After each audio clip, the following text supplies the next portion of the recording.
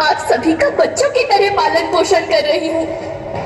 मैं तब भी थी जब आप लोग नहीं थे, और मैं तब भी रहूंगी जब आप लोग नहीं रहेंगे। पर अब ऐसा लगता है कि मैं थक रही हूँ। आपकी धरती माँ थक रही है।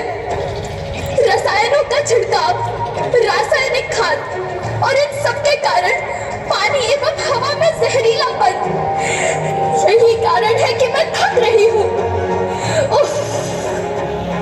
क्या आप जानते हैं कि इन रसायनों के जहरीलेपन से मेरी मिट्टी वैसे ही जलती है जैसे आपके शरीर पर कोई तेजाब डाल दे।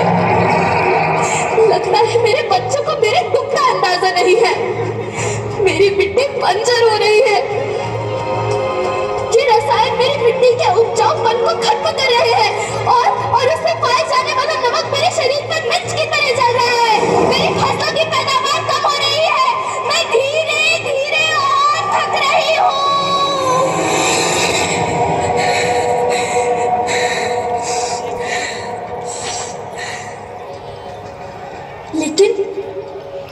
लेकिन अब मुझे याद आता है कि पहले मैं बहुत सुंदर थी, बहुत प्रसन्न थी, हमेशा हंसती थी। मुझे अब भी याद है।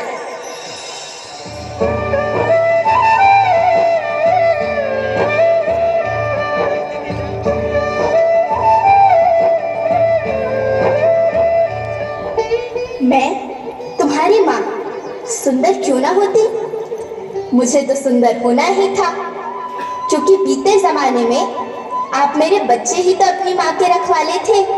आप लोग प्राकृतिक खेती करते थे, और फिर हमारी सभ्यता में तो प्रार्थना भी धरती कल्याण की है। ओम द्यौ शांति, अंतरिक्षः शांति, पृथ्वी शांति, औषधयः शांति, वनस्पतयः शांति। ओम शांति शांति शांति।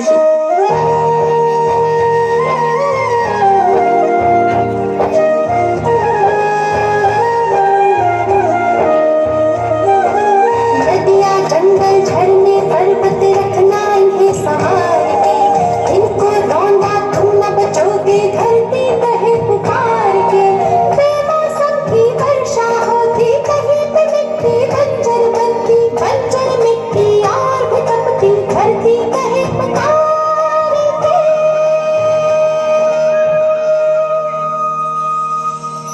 हजारों साल से मनुष्य धरती की गोद में रहता आया है, लेकिन आज मैं आपसे पूछती हूँ कि आपने इसके बदले धरती माँ को क्या दिया? ये जहरीले रसायन और प्राकृतिक खाद जो मिट्टी को बंजर कर रहे हैं, उर्वरकता को बर्बाद कर रहे हैं।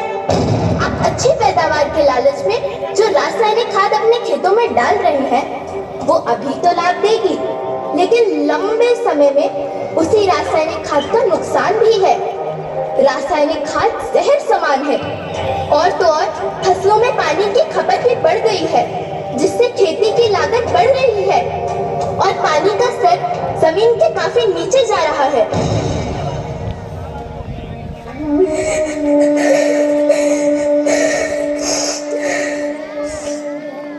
बच्चों, मैं तुम्हारी माँ हूँ।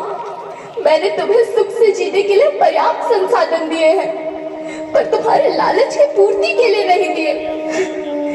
ऐसा लगता है कि थोड़ी सी अधिक पैदावार और अपने लालच के लिए आप सब अपनी अगली पीढ़ी, अपने बच्चे के भविष्य के बारे में सोचना भूल गए हैं।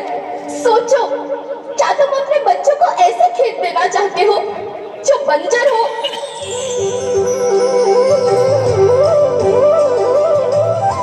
अरे तुम तो विंध्य की बेटी हो, मध्य प्रदेश की बेटी हो, भारत की बेटी हो। आओ, तुम ही मेरे बच्चों को कुछ बताओ।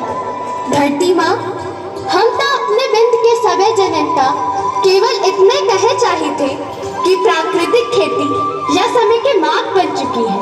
प्राकृतिक खेती या उद्देश्य के साथ होत है कि जौने जमीन और हमरे मिट्टी की उर्वरकता बनी रहे। हम सबका प्रकृति के साथ मित्र जैसे व्यवहार करे चाहिए। हम अपना से आने वाली पीढ़ी के तरफ से यह विषय का ध्यान देके सुने और देखे की विनती करी थी।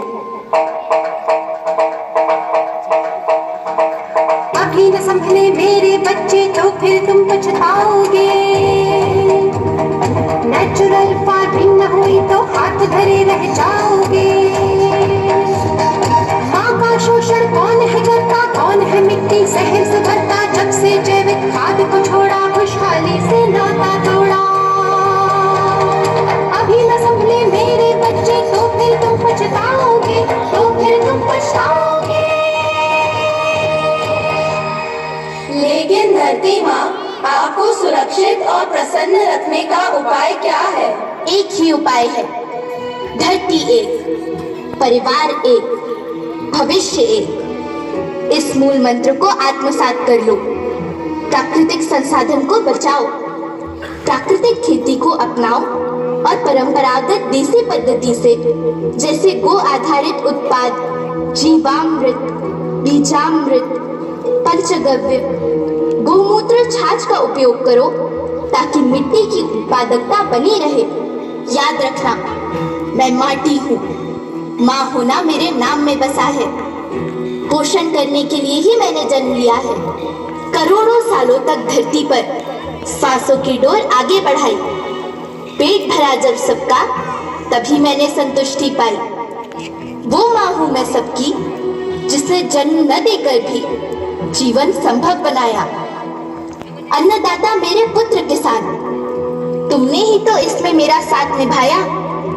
दिन रात सींच पसीने से मुझको हर मुंह तक रोटी पहुंचाई। जब तुमने माथे मुझे लगाया, मैं हरियाली बनकर मुस्काई। मिट्टी बंजर होने से या धरती के नुकसान से किसी एक देश, एक द्वीप, एक समाज या एक धर्म का नुकसान नहीं है, बल्कि सभी का है, क्योंकि सभी आपस में बंधे हैं।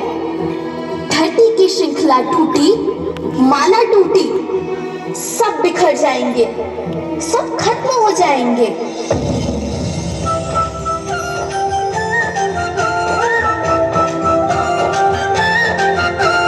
धरती